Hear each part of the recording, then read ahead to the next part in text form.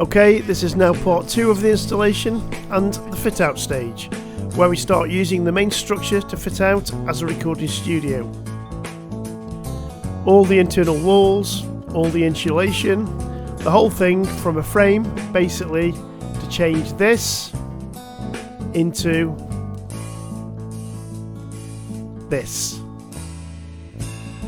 which is nice. One of the first things we had to do was go and select the wood for the cladding, and so it was another trip down to our friends at Atkinson's, where we selected some lovely thick log lap larch timber.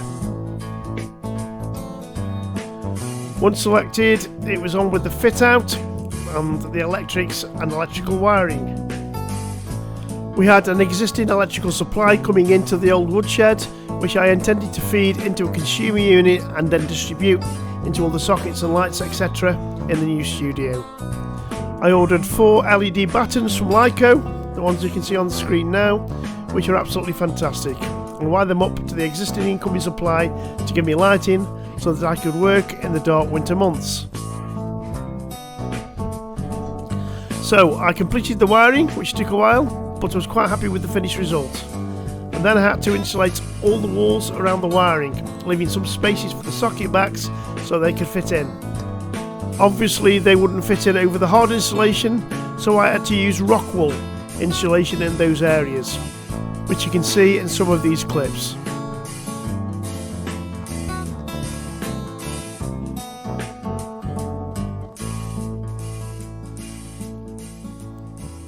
Next up was the main window. I invited Dave down to give me a hand again. It's a 2-man job, and I put a plank across the back so it wouldn't fall through. It was just a case of getting it fitted in, which was a nice snug fit, and then just squaring it all up with spacers. Once squared up, it just needed screwing in position and then filling it out a bit with filler and some spray foam.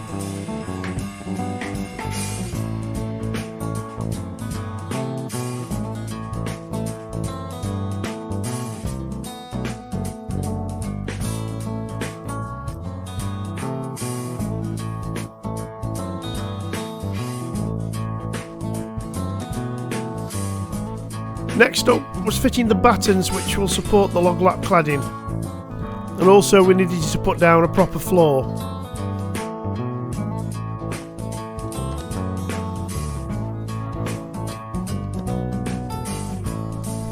As you can see, the original floor had become a bit tarnished, and there was always a plan to put out a fresh floor after I was convinced it was properly and completely waterproof, which at this stage I believed it was, and actually it was. So we put down some OSBs, cut them to size, and these gave us a nice clean floor so we could work on that and not worry about the floor underneath looking messy as it was tarnished. But it'll be fine for purpose, and this will now strengthen the whole thing up. Next, all the electrical points have to be cabled and ready for the Rockwool filler, which is a bit more giving and forgiving than the PIR sheets. So it was absolutely perfect for the requirement. I had planned for putting a lot of sockets in, so everywhere there was going to be sockets, usually double sockets together, so 2 lots of double sockets in each position. Once that was all done, we had to cover it all again with a waterproof membrane inside and just poke the cables through.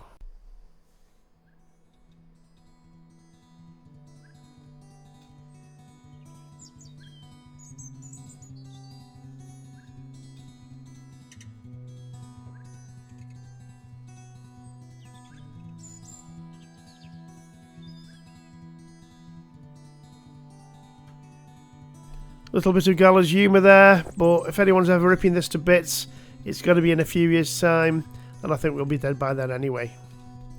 Ooh.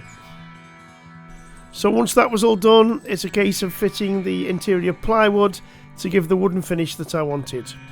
Hopefully the insulation and the plywood will give us some sound absorption, so I was hoping I wasn't going to need too much extra sound absorption, and so far I haven't really needed it. That said, I tend to work on headphones more than anything else, so that works quite well.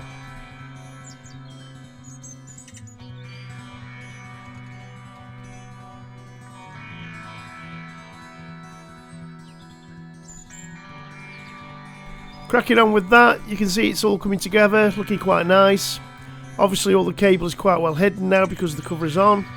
Some of the sockets had USB charging points in, so that's going to be easy going forward as things tend to charge that way these days. There was a bit more of the external battening to do at the front and the sides. My brother-in-law Keith came helping at this point. He helped with putting some of the internal plywood in place and cutting it. Some of them were awkward size cuts. He also gave me a table saw, which helped for cutting the big stuff as well.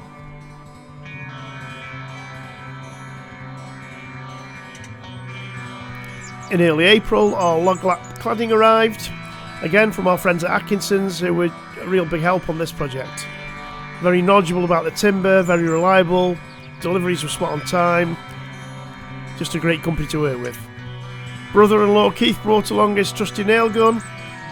A nail gun's an absolute must for a project like this, whether you have to buy one or hire one. It just saves so much time compared to screwing them in, and also makes it so much easier. The music you're hearing now is one of my first tracks that I actually worked on when my studio was complete. It's an expurgated version of that project. Obviously I don't want any vocals or anything too confusing or complicated as a background track. So I'll probably be using this as an example of one of the projects in a later video. But anyways, just so you're aware, this is the sort of audio quality achievable.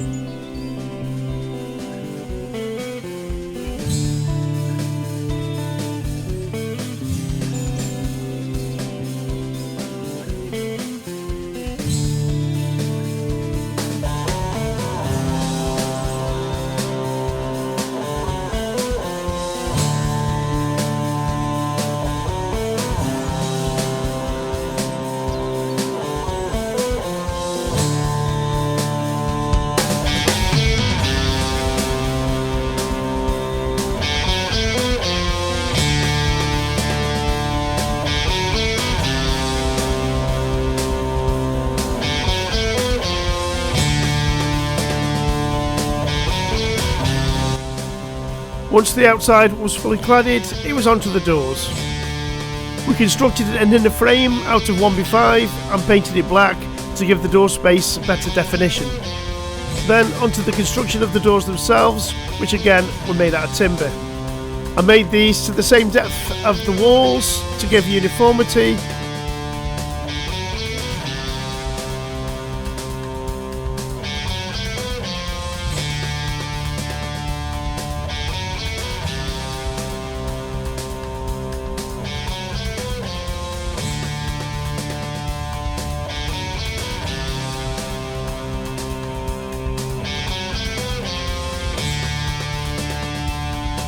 I managed to get the outside lights up and running, which is nice to see, as everything started to come together. A case now of just filling in the gaps of the plywood inside and just making sure it all looks nice and finished off.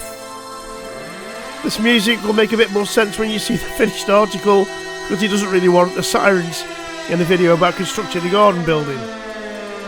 Next, it was on with cladding the doors, using the same log lap that we used for the main body of the structure. However, we thought we'd turn it on its edge and do it in a vertical fashion just to give sort of relief from the pattern and make it stand out a little bit more. I thought it was quite nice, but we could have done it the other way around.